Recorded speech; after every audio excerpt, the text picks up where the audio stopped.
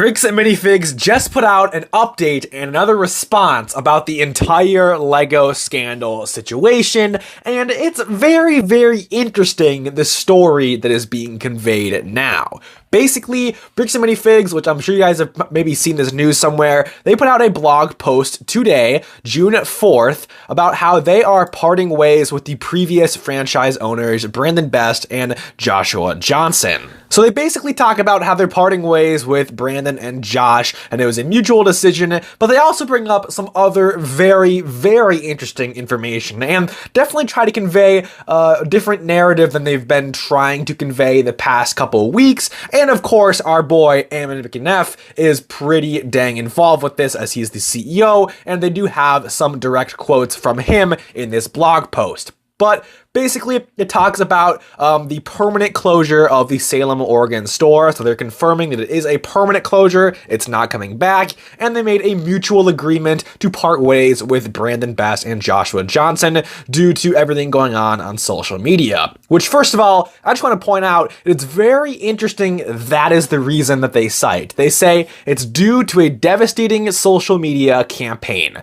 While they don't bring up any of the, shall we say, interesting, questionable actions that Brandon and Josh made during this whole ordeal. No, we're not parting ways with them because of all of the false reports they gave to cops and everything like that and how they treated Brian Mansell. No, we are parting ways with them because of social media. And it really just goes to show their true colors. And I'll talk more about that later. But they go on to say that, or, Eamon McNeff has a quote here. He says, "We've been asking for documentation for a long time. We'd asked Mr. Mansell and others and did not receive enough to give us a clear picture until recently. Thanks to internal and external operations assistants and those who continue to stand with us, we finally have enough to proceed with a resolution. And now that we do, Brian, we continue our offer to sit down with you and are prepared to discuss dropping the lawsuit against you. Let's go through the spreadsheets and point of sales data together and ensure you are made whole monetarily and ensure that whatever Star Wars LEGO was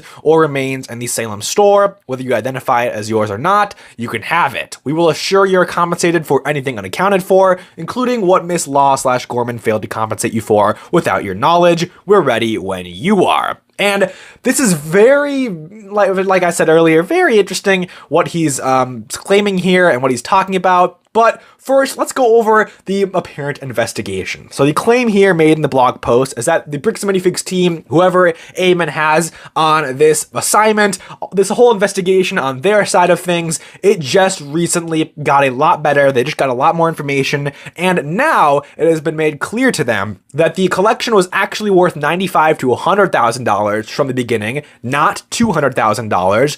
And then they also claim that Crystal Gorman, the previous store owner, severely underpaid Brian. Now, I don't know if they show any evidence in the blog post, but the way they state this, they seem pretty confident that Crystal at least didn't do everything exactly by the book either, and may have significantly underpaid Brian Mansell for the part of the collection that she sold before the entire situation happened. So that in and of itself is very, very interesting to me, and I think it has some real validity, the way they stated that. It sounds like there may actually be some good evidence for that claim. So unfortunately, it looks like Bricks and Minifigs isn't the only villain of the story. It looks like Crystal may have done some interesting, suspicious stuff as well, but we'll have to wait and see what comes out revolving that whole side of things. But moving on, Bricks and Minifigs basically goes to say that it was all Crystal's fault. Basically, they focus on everything she does wrong in this situation. And then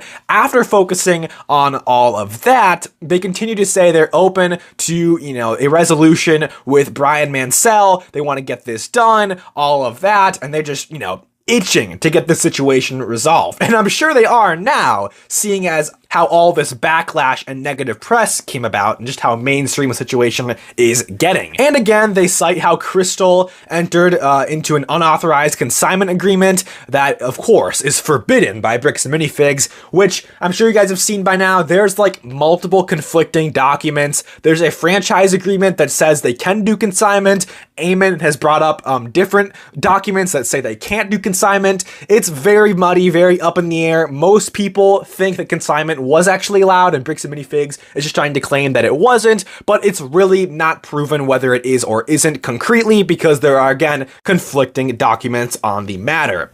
But even if consignment isn't allowed, it doesn't shift the blame from Bricks and Minifigs to Brian. Brian shouldn't have lost the portion of the collection that he did because Bricks and Minifigs doesn't allow consignment. Brian is not at fault for this and shouldn't have to pay for this, nor should his family. And I'm glad Bricks and Minifigs is finally at least pretending that they care and want to have a resolution done here. But for the longest time, it seemed that the narrative was Bricks and Minifigs didn't do anything wrong, the inventory is theirs, or they don't have the inventory. You know, the story kept changing, honestly, based on what interview you were watching, what statement you were reading. The story just kept changing from this to that to all these other different claims, and it's just so messy. It's really hard to try to understand what this story even is, what Bricks and Minifigs wants to say happened. So yeah, it's a very messy thing, but I can say with confidence that Eamon McNeff wasn't really eager to resolve everything, or at least it didn't seem he was for a while. And like he said earlier, like Bricks and Minifigs claimed in their blog post, they said recently they came about new evidence that sheds a light on the whole situation and confirms that there was definitely some suspicious business practices going on here. And they tie a lot of that to Crystal. I don't know if they put any real blame on Josh or Brandon in this, really, to be honest, which is kind of weird because from the police body cam footage and some other stuff, we have seen that clearly there is some foul play with Brandon and Josh. But yeah, basically, Eamon McNeff's story from the beginning has been less so about blaming it on Bricks and Minifigs himself, even though we've seen footage of Eamon on phone calls, clearly knowing about the situation, clearly speaking with Josh about this, and there are a lot of theories out there as to just how involved Eamon was in this. However, we don't have concrete evidence to come to any crazy conclusions or anything like that. But what I'm trying to say is the story, it just seems to change alongside the public backlash. From the beginning, when the story started out much smaller, Eamon stood his ground and apparently was going to die on the hill that Bricks and Minifigs didn't do anything wrong in the situation, that they are suing Brian, the whole lawsuit's happening. Also in this blog post, they don't mention that the lawsuit against Ben will be dropped. They say Brian's lawsuit may be dropped if they come to a resolution, and they want to come to a resolution. So it's very interesting that Ben's lawsuit, nothing was really mentioned about that, I don't believe. It just goes to show how Bricks and Minifigs is all of a sudden willing to work with Brian now, and they just really want this resolved.